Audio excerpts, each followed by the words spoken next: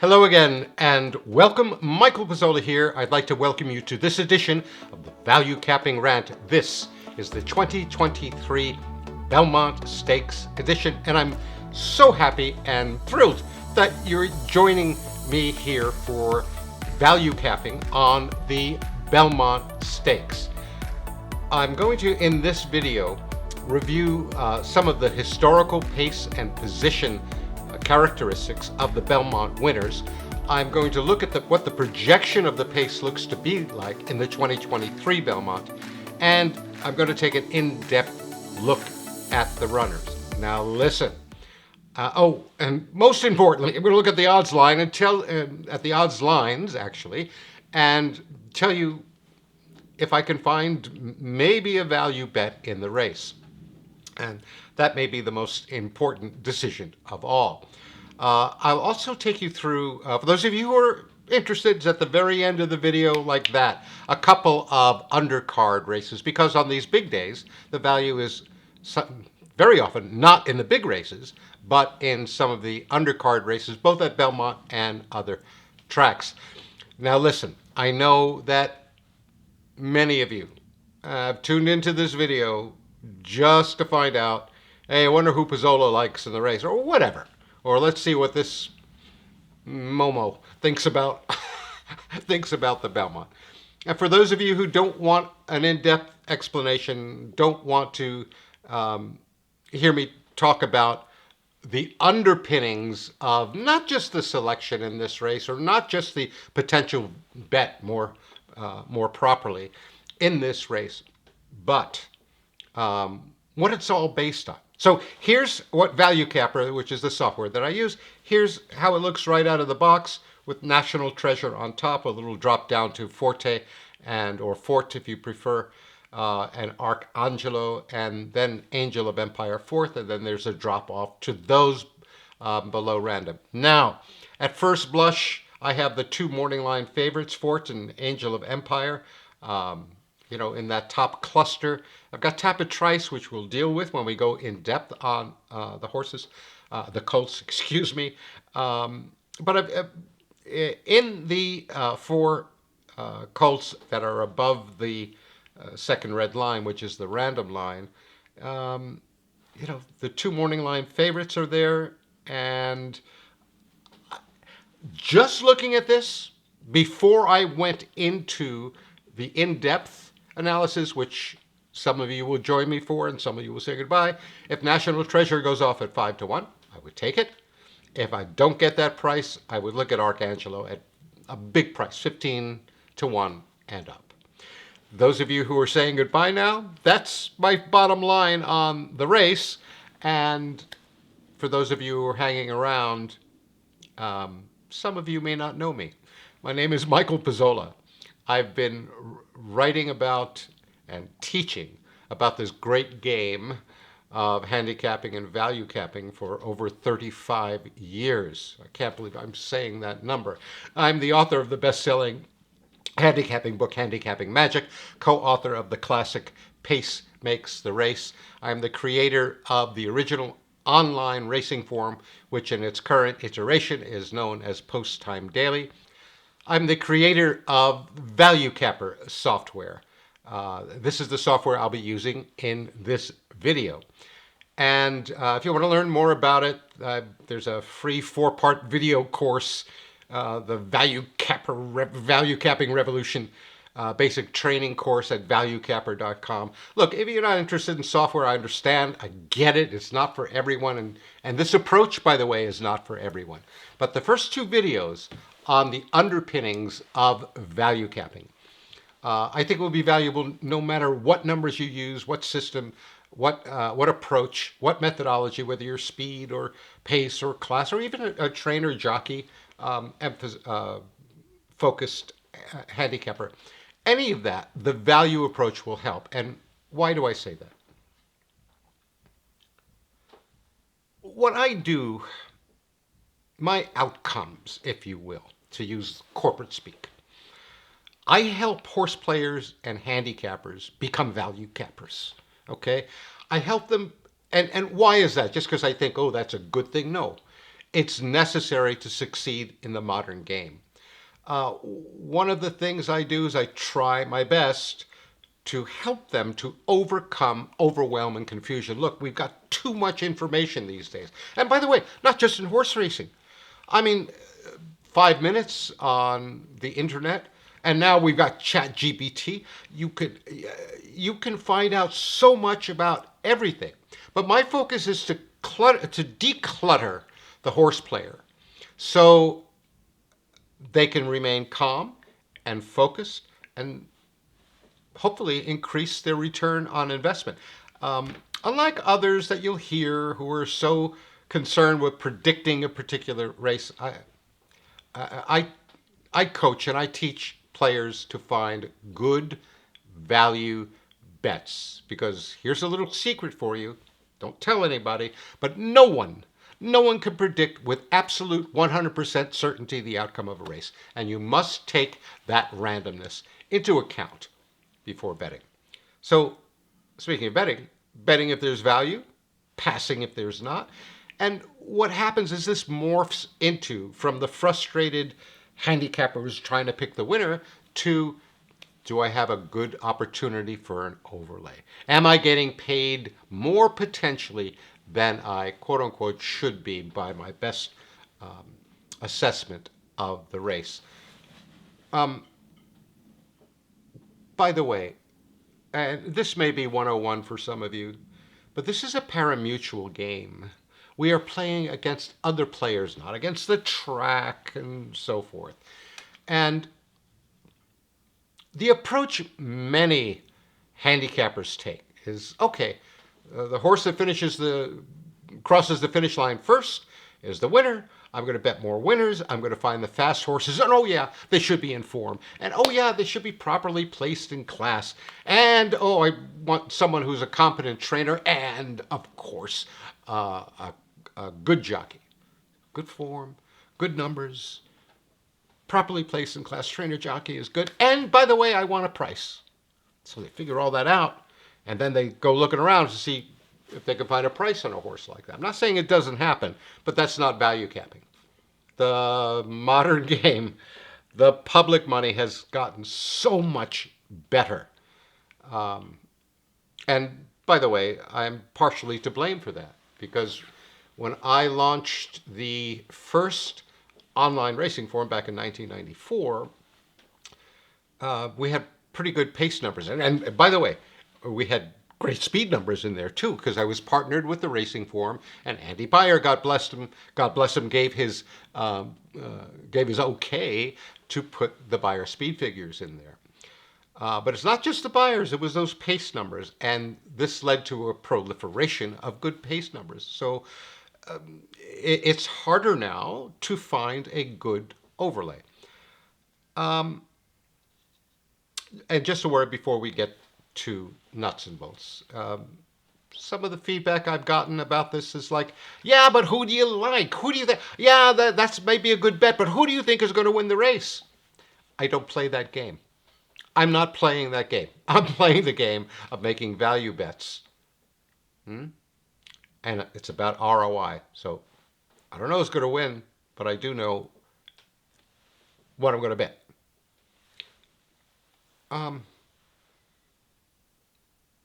Last one. I keep saying this and then I go on, don't I? Most players, and I'm talking about recreational players, and by the way, there's nothing wrong with recreational play. It's fun. Let's go out. We'll have a day at the races, a day at the race book. I'll put the races on the big screen TV and we'll make paper bets, or I'll bet on my legal app and, just have fun. That's fine. And But if you're serious about the game, there are a couple of things. You've got to be capitalized. Okay, you've got to have a non-necessary, a completely discretionary bankroll. The second part, you've got to bet a very small percentage of that bankroll. Why? You're value betting. You're betting at the long end of the parimutuel pool. Those horses historically don't win as much as the favorites, right? 101. So will there be runouts? Of course. I had a bit of a run out this past week when I had one of my moderators in town and a very dear friend also here, and we all hit. I don't know what they did in their previous races, but I was on a bit of a run out, and the second race at Hawthorne, the horse paid 53.40. That took care of all of those losses and then made a significant profit. Some people can't play that way. I get it. Recreational players, hard time playing that way. So what's the strategy? Well, the strategy is value capping. Bet horses you like that the public shouldn't. In other words, I'm a little suspicious of an obvious horse that has everything going for it, and I look up at the board, it's 15-1. Why? Why am I the lucky one? Right? If you sit down at the poker table and you don't know who the sucker is, within 15 minutes, you're it. Horses you like the public shouldn't, preferably running against vulnerable favorites. What do I mean? Hey, this horse just had a good race and now he's dropping in class. Sharper handicappers will know that's a danger sign. Run-of-the-mill public money will say, hey, good race, drop in class, trying to win another race. Okay. That to me is a vulnerable favorite. There's a bunch of the things built into value. You already know some of them. And prominent in this year's Belmont is our horses that come off or lay off and run a really hard race. So we'll see that. Most importantly, you wait for your price. I see so many handicappers, they'll look at a race and they'll say, oh, this one, this is the horse, this is the horse. And then I'll ask, well, what kind of price you want? I want 4-1, 9-2. That would be great if I get that. And they go to the race book or to look at the odds wherever they do, and it's up on the board at 5-2. What do you do in that case? I don't know what you do. I pass that race. Easy. But there are some players who say, this horse is a lock and I'm going to go bet it. In spite of the randomness of the game. In spite of the fact that you're not getting compensated for that bet. Even if it wins. Don't care. I don't bet a horse. Don't care if it wins. That's a bit of an exaggeration. If I decide to pass on a horse and then he goes off and he pays he pays $38, yeah, it pinches a little. And finally, and this is the most amorphous, to let the bet make you. After enough practice with the methodology, whatever that is that you use, there should come a felt sense of, yes, I'm going to make this bet, I'm not going to make that one. And that gets better with time and practice.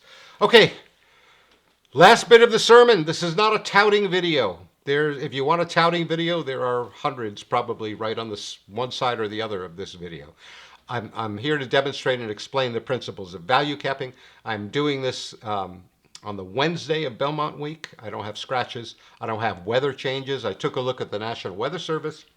There's an air quality alert in New York from the fires. I think there are wildfires up in Canada. All kinds of smoke. I happened to see, unfortunately, a little of the Yankees game yesterday, and there was like black smoke in the sky. And no, you Boston Red Sox fans, that was not a sign from above.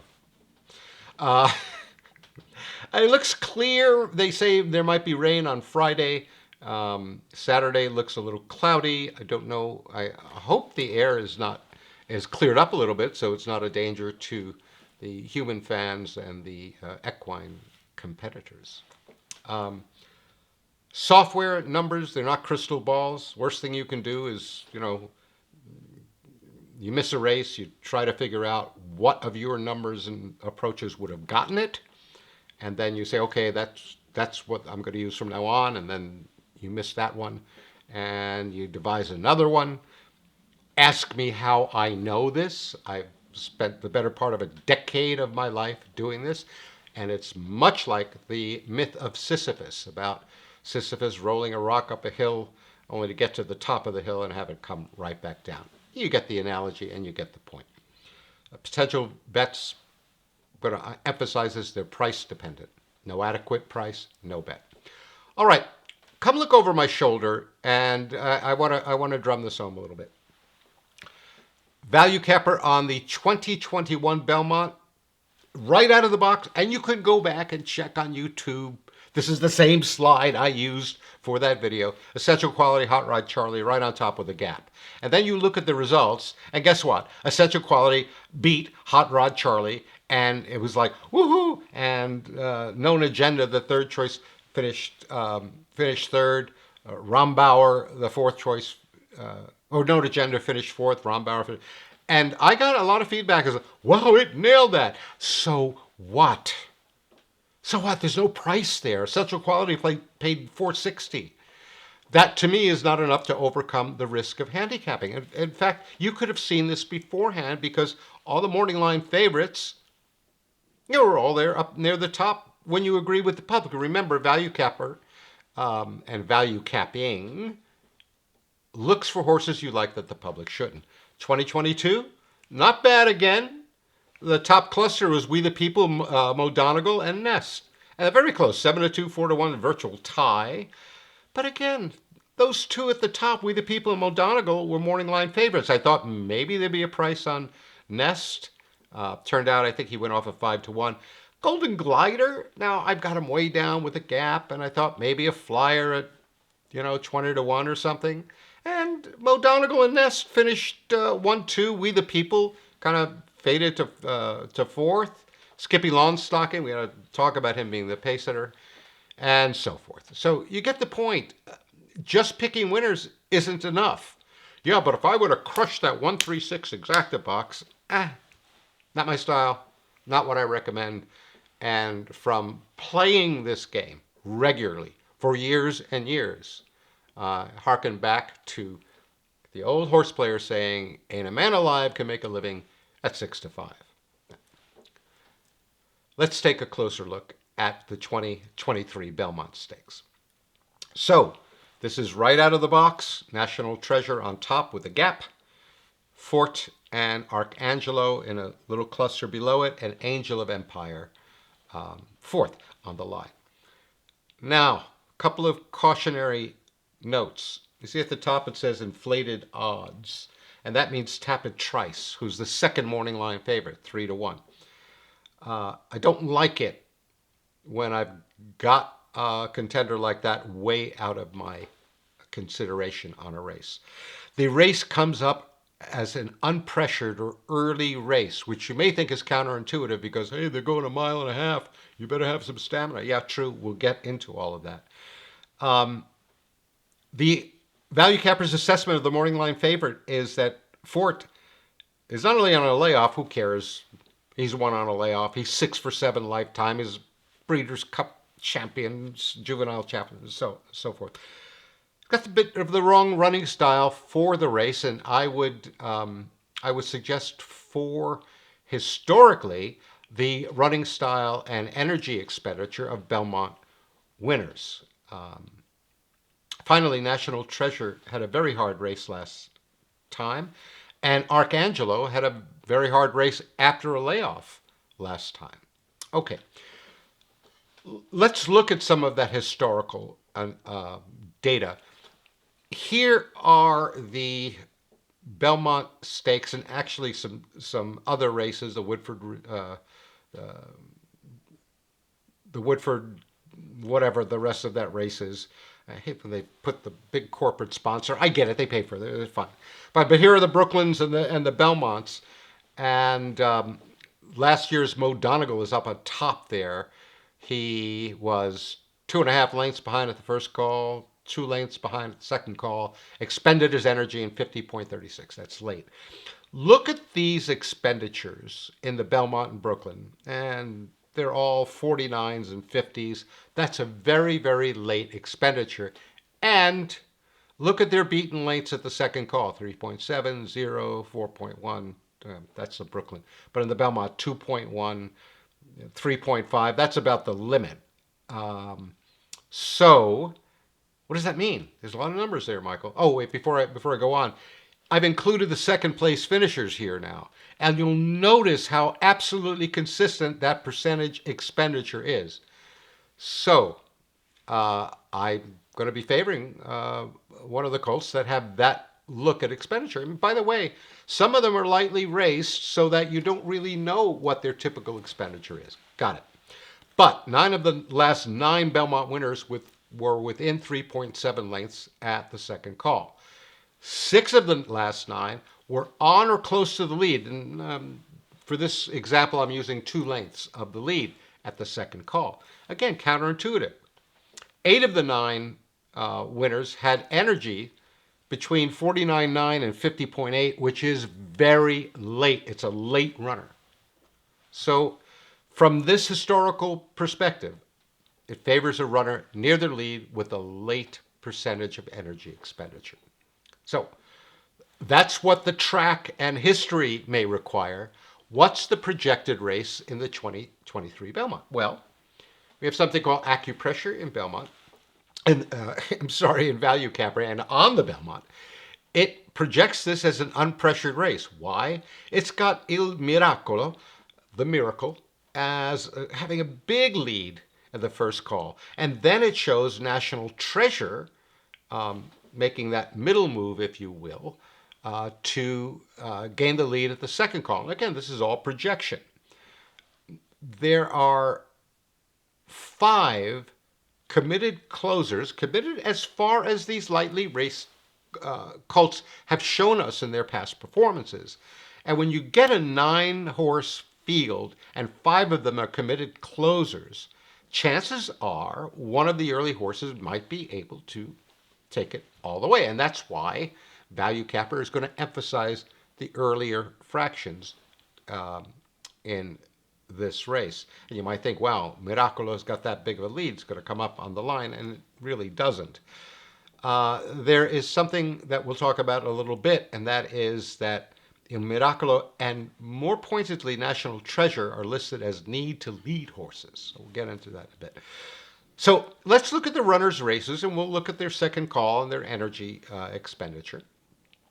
And remember, a horse has to have good numbers before any of this expenditure and fancy pace stuff matters. You're looking at a race where you're going to favor some of the closers, and one of the closers you're looking at has poor overall numbers. Well, they're going to make a nice close. Well, yeah, from 10th to 5th. Great, wonderful. You get the point. Okay, so here's National Treasure. I'm going to go not in post-position order. I'm sorry, I don't mean to be critical, but I see these. Well, in the 1 post we've got this, and then the 2 horse. Well, this horse had a nice race last time, ran 3, and the 4 is National Treasure. I'm going to go by what ValueCapper's assessment is. So, ValueCapper has National Treasure on top with a gap. It's the fulcrum in the race. I've done a video called Stop Betting Slow Horses. If you want to know what the fulcrum means or how to calculate it, have fun. Nice win at the Preakness. My concern is that was a very hard-fought battle, wasn't it? The need to lead comes out of the fact that his 2 lifetime wins were both wire-to-wire jobs. He had the lead at every call. So, he may get compromised by Il Miracolo. Will he get discouraged if he doesn't have the lead at that first call? Don't know. For heaven's sake, he's only had 6 races. He won 2 of them, both of them on the lead. The energy expenditure, other than the Preakness, which is spot on, are a little early. So that whole combination, you see, this all comes into your consideration of what's going on in the race. But you can't just go on one horse. You've got to look at it in context of the entire field. So you may have noticed that one of National Treasure's numbers, the 156.5, now these are my, what I call them, master pace numbers. They're sophisticated. I think they're the best. Of course, they're been my baby for the past 20 odd years, and I'm proud of them, and yada yada yada. However, say, hey, wait a minute, this number may be out of whack. And when I look at National Treasure's numbers by my lights, that 156.5 that he earned in the Sham Stakes at Santa Anita looks a little high. So what I did, Value Capture lets you exclude a line. So I took that line out, and guess what? National Treasure still comes up on top. Not as strong, admittedly, but he's still there. So I'm okay with National Treasure, and I'm okay with that number. Now we come to another thing that ValueCapper does. It notes that Fort has the wrong running style. So what do we mean? Well, beautiful percentage energy running. Breeders' Cup Juvenile 50.2 came back and won the Fountain of Youth, laid down a 50.81. The rest are, a little earlier, but look at the position. 6 by 4.5, 4 by 2, 5 by 4. This may be a little late positionally for the Belmont. However, on the other side, this colt has lost one race, the Sanford, back in July of last year. He's 6 for 7 lifetime. This is the best colt in the race. If I don't bet in the race, I kind of would like to see this horse win because he's a champion. And that's the racing fan in me. That's the part that wants to sit and have a nice cup of coffee and a Pellegrino and watch the race, yeah? Okay. As a bet, no. Arcangelo. Arcangelo is the target in the race. That means, by my numbers, he's got the fastest last race pace rating, okay, the master pace rating. Comes out at 153.4. I'd like to see the other horses have that. My knock, if you will, on this colt is that just won the Peter Pan. Wonderful. 3-1, something like that. That stretch duel was really hard. And sometimes when a colt, even a young 3-year-old, does that after a layoff, it takes something out of them. Okay, so that's something. My other concern is he earned a 158, which would be very big in this field, in its maiden win at a mile at Gulfstream. Okay.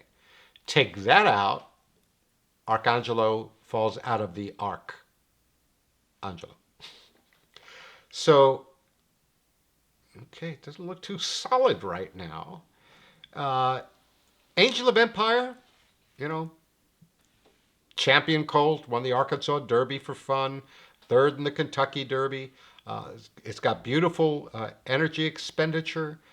Numbers are okay. It hit a 152.8 in the Smarty Jones in January. But like Fort, it may be a little late positionally. 10 by 3. Okay, that's the Derby. Big field.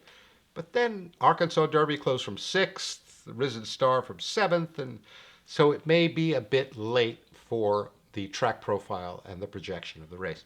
Let's get through these others. Il Miracolo may be part of the pace. Its numbers are not great.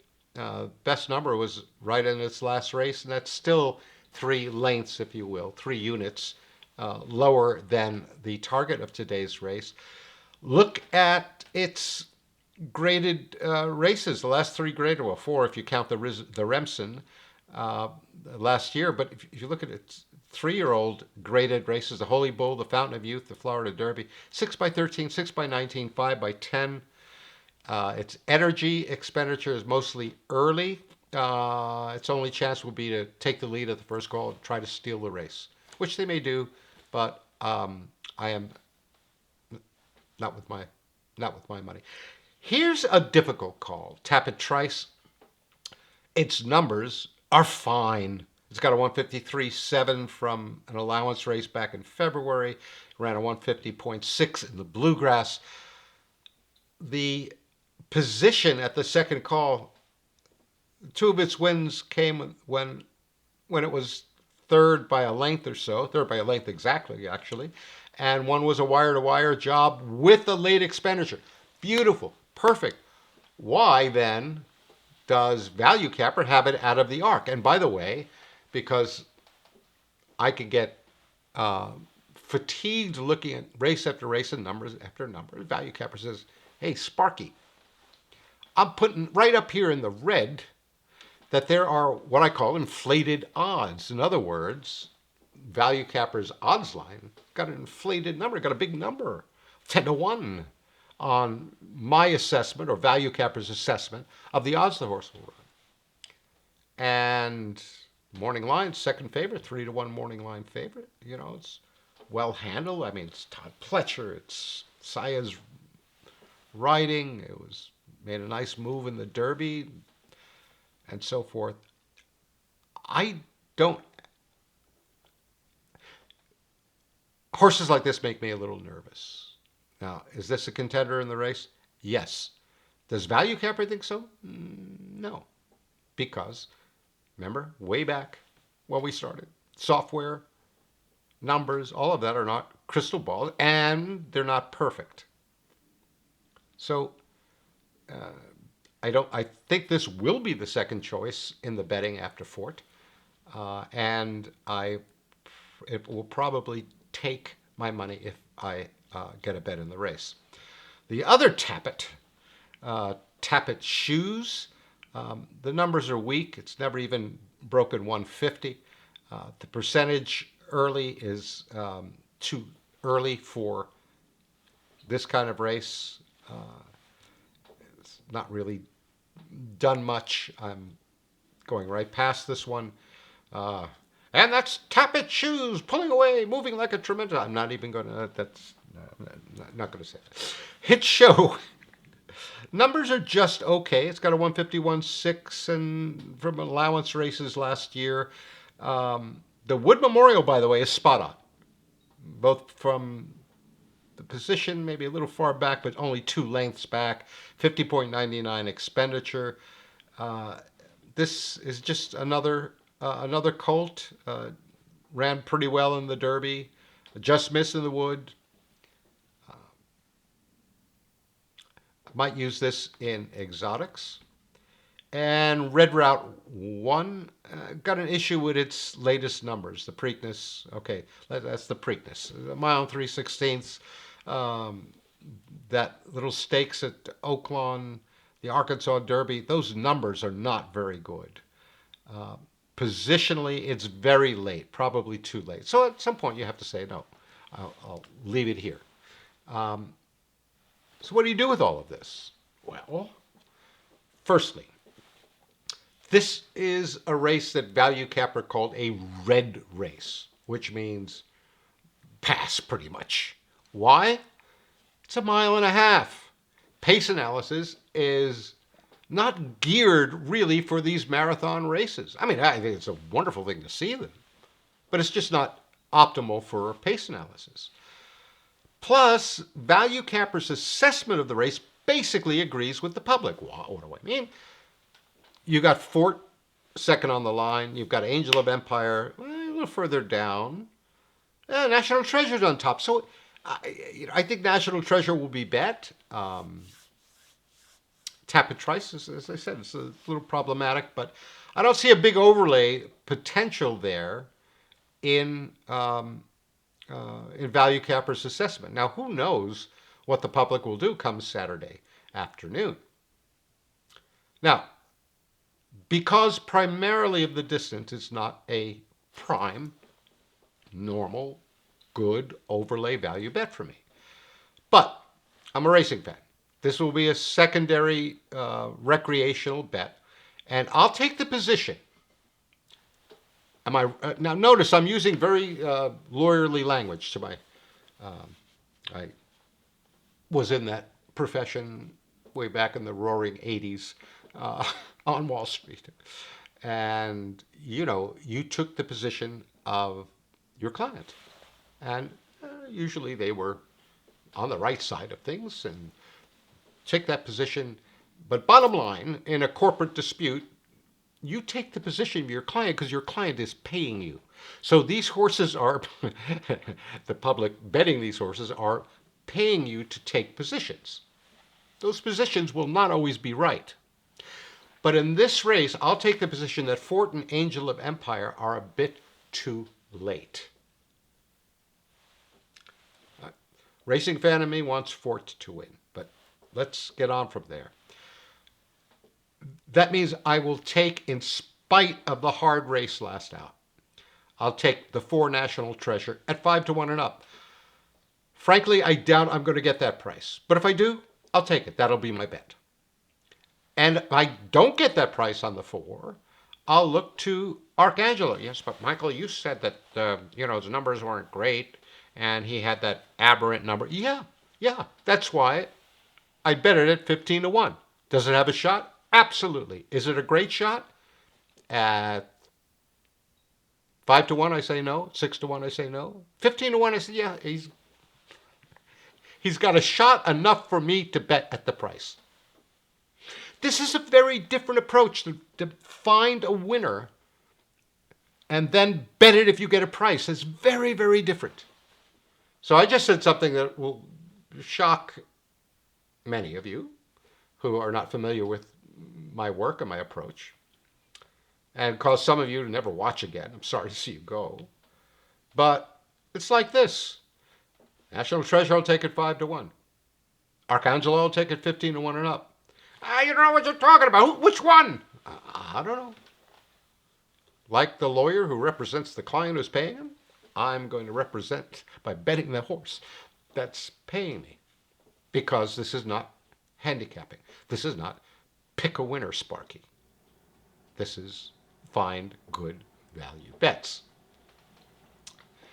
Where did I get those numbers of 5 to 1 and 15 to 1? I'm taking them right for what I call a value capper price, which is basically putting everything together. The negatives, the positives, the track profile, the projection of the race, all of that. It says, you should get 5 to 1 on National Treasure if you're going to bet.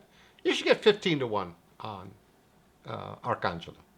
So that's where those numbers come from. Now, listen. On big racing days, value can sometimes be had in the undercard races, both at Belmont and the other tracks. I don't have all of the other tracks' final files, again, because I'm doing this on Wednesday morning, Belmont week. But let me show you 2 which are more typical of the kind of races that catch my attention. I'll be very quick, and then we'll say goodbye. So this is the Belmont 13th race, which is an interturf state-bred allowance, and the 2 horses on the top of the line, the 1 and the 3, they're both on layoffs. They didn't show all that much in their past performance. I mean, they're decent, but not great. And I'm going near the bottom of my arc, and I'm looking at the 11, King of Comedy, 8 to 1 on my line. So that means if they ran the race 9 times, they'll only win once. Okay, so I don't expect great things. However, the public says, contention lines, what the public should do with conventional handicapping, 16 to 1. Morning line maker makes 20 to 1. My target price is 12 to 1. That's the price I should get. It's got a really nice late fraction recently, which I like on the Belmont Inner Turf. And don't get confused. Yeah, I know there have been wire jobs, but that doesn't mean they don't also put down good late fractions. Longer story. So I would take this at 12 to 1. I'm also looking for the horse that won the race that King of Comedy comes out of, Sells Something. If they both go off at 12, 15 to 1, I'll take them both, win bets. If they don't, I'm going to need 12, 15 to 1 on King of Comedy. I'll have an exacta with those going, and maybe a super with those top 4. So again, this is one that popped out at me. And you look at the top, and it's a VIP plus. It's a single pattern horse. It's right there in the anti-value countdown on the whatever. That's kind of a summary. Very often, I don't do too much work, and I certainly don't do all the work that I want to do at the Belmont, because if I wanted to work that hard, I would still be at my law firm. The last one I want to point out is the first race at Louisiana. A very smooth line, 7 to 2, 9 to 2, 5 to 1, 5 to 1, and so forth. And I keep going down, and I notice this lovely animal, Kenya Strike. 5 to 1 going to 16 to 1, 12 to 1. Anything in sniffing distance of 10 to 1. I would even take 8 to 1 on this. Got a beautiful late fraction recently. And at 6.5 furlongs at Louisiana, track profile will support that. Okay, whew. We covered a lot. Thank you so much for joining me. Thank you for letting me rant on about this game that I love so much. And as much as I love the game, as much as I'm a racing fan, as much as when I'm at the windows, I'm not a racing fan. I tend to take the mindset of an investor. As much as I love all of that, what I love even more is having the time to share these ideas with you and hopefully influence you to take the game, forget the big days where we can all be racing fans, but in your day-to-day activities, to be more value oriented, not price necessarily, but value oriented. Yeah, we always need to get our price. I don't mean to say that you don't, but the focus should be on finding good, well-placed, value-based overlays. A horse you like that the public shouldn't, preferably running against flawed favorites, and that you're getting the price that you think leaves you a cushion that takes care of the randomness of the game. Thank you. So, oh yeah, the kids tell me that I should say that if you like this, you should subscribe, and something else you should do, but I don't know.